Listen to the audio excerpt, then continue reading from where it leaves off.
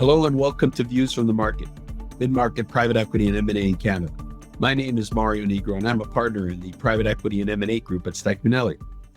For today's podcast, I'd like to welcome our guest, Wandrille Lefèvre. Wandrille is a partner at EC2 Finance. Wandrille, welcome. Thank you for joining us.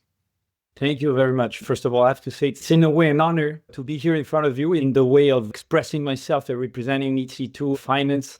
Listen, your podcast is kind of famous throughout Canada. So Quebec is one of the parts where you're kind of famous. So, it's an honor. And through one of the partners at EC2, you've built a relationship and probably you'll appear at her podcast too, Au Cœur de l'Action. But it's a true honor for me to be here. Thank you for the kind words. We always start the podcast by talking a little bit about you personally. And in this case, about EC2 Finance. And, you play a strong role in the middle market on the south side in Quebec, and obviously love to explore that further. But let's start first by talking a bit about you and about EC2 Finance. One way maybe to talk about me is I'm a French native guy, so French from France. And it might be important to understand that because I define myself as a passionate guy. And Mario, I'm pretty sure you understand and could rely on that one. Every other year, you and me in summer for a month, generally in July, we live a crazy emotional experience, right? When our national teams are playing. So you can rely on that one. And yeah, I'm a passionate guy. I'm a sports guy. That's something that has been with me all along the journey up until today. And I love competition. I love emotion. I love dealing with this.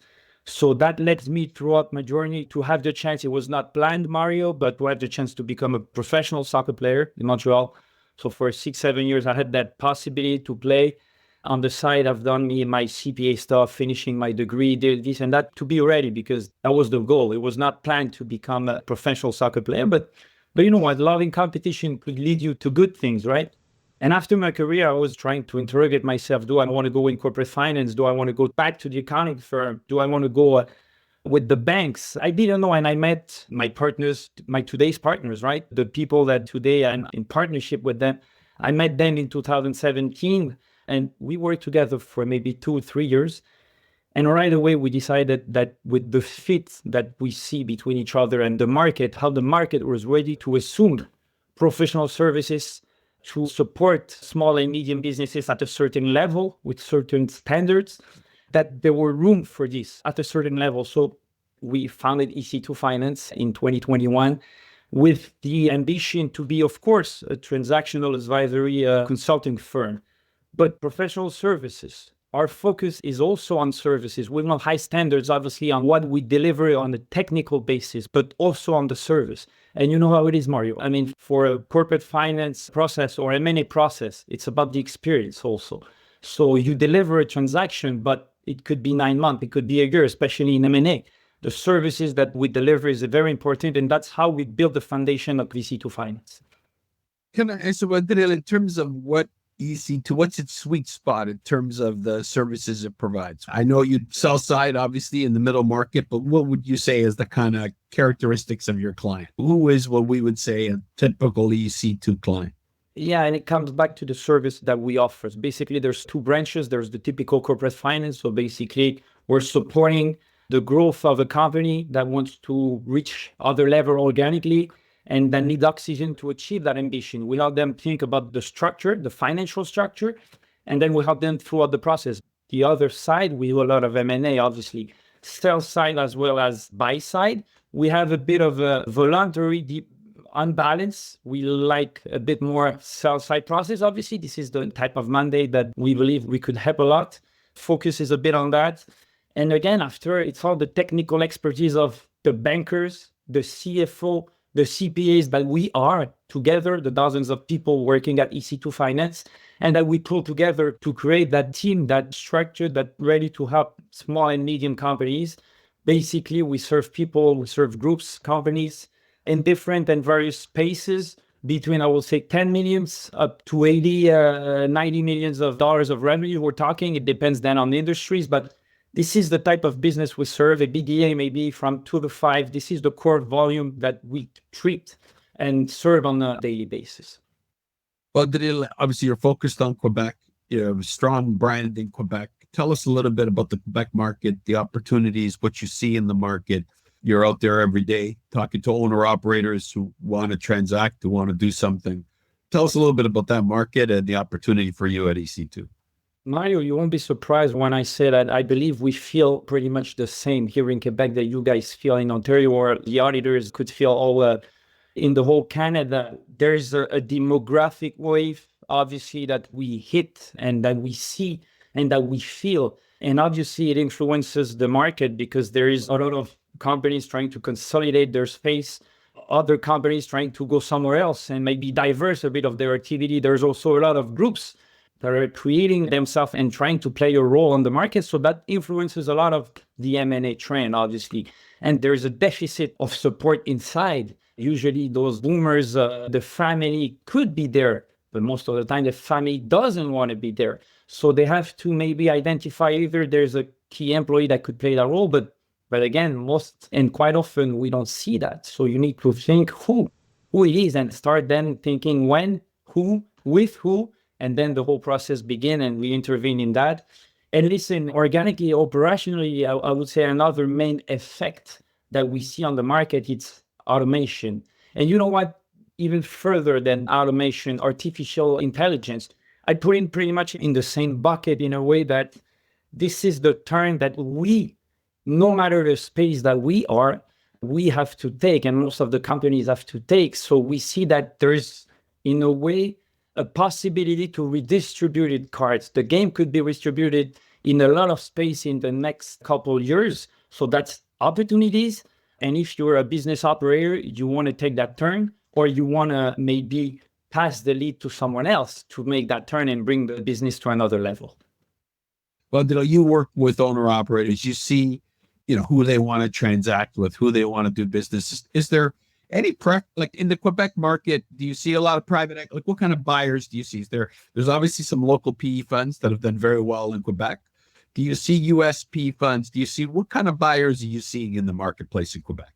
Mario, good question. We have the same, I would say the same reality. There are three theoretical profile of buyers that exist and that we see. And then it's a pick and choose for this opportunity or for this one. Do we open the market with all those three branches, or we reduce it because the sensitivity of our time? And you know it, this is the reality of working with small and medium businesses. With working with a business operator is there's a lot of emotion. So you manage that also. So that could influence the strategy that you take. But overall, you have three different branches. There's the strategic, there's the private equity, and then there is the group. Sometimes the people that has a lot of money, that have been entrepreneurs that have been selling the business and wants to have another challenge, that wants to assume that type of challenge also. So you have those three different profiles that could be a solution, and not all three are good for every opportunity. You use a lot of judgment in this. Obviously, Quebec got a lot of good mid-market companies. Any particular spaces that you see Quebec companies? I mean, I'm going to be the outsider looking now. Aviation, some manufacturing, industrials, historical kind of Quebec, but other industries you see where you would say, hey, people often don't think about this industry in Quebec, or other industries you're seeing right now in your practice that seem to be getting a lot of attention, a lot of profile in Quebec, or a lot of interest from buyers?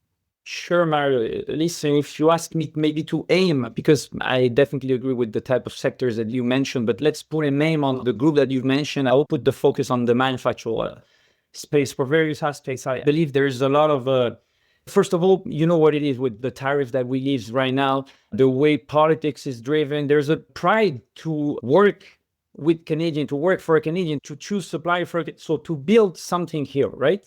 And not be as dependent as we are from the external markets. So there's that tendency, that's for sure. And it was not only because of the tariffs. Remember, it started also with COVID, saying we don't want to be dependent of China because this and that. So it's already a trend that we knew could exist, but being able to be locally dependent, but locally at the size of Canada, or to explore other markets. So I believe there's something there. And manufacture is in the first line of that. And then there's and I come back to it, automation. And what the consequences for automation, if you're manufacturing operation, how could you earn a little bit of points on the gross margin? That's what makes the difference of being smart when it comes to take the right turn. And towards automation, look at operationally how you work and what you can do. And then after our expertise as advisor, financial advisor, there and that, it goes to the service of understanding all those different aspects that compose the market. Well, do you look at the Quebec market? I mean, obviously the role that EC2 plays, I find what's great about EC2 is that they really are focused on owner operators and really in the what I call the real middle market. Like, what would you say is unique about EC2 in terms of your approach? And then what would you say about the landscape in terms of representing owner operators in Quebec? Listen, when we started EC2, we had a lot of things in mind, but we have maybe two things that I would say was on the daily basis there. What we are and where we want to go with this, but how? And I come back to the how. We deliver transaction. There's a lot of firm that does that. And that does that at high standards, which is something that we don't concede on. Deliver high standards. But I come back to it. We're in the same category. You, EC2, or our competitors, we're professional services. We're that GL at the financial statement. What I mean by that, professional, yes, let's bring the technical, high standards, expertise that helps driving the process. But then there's services. So our focus on the how was to make sure that who we serve, the cadence, everything that goes around the process, we're not conceding anything on the services. We're building confidence with business operators for transaction that could take 9, 10, maybe a month, maybe a year. So we want to make sure that throughout those process where there's going to be emotion, we still have the trust of the client. And that influences a lot on the process, on our own process, how we want to do it.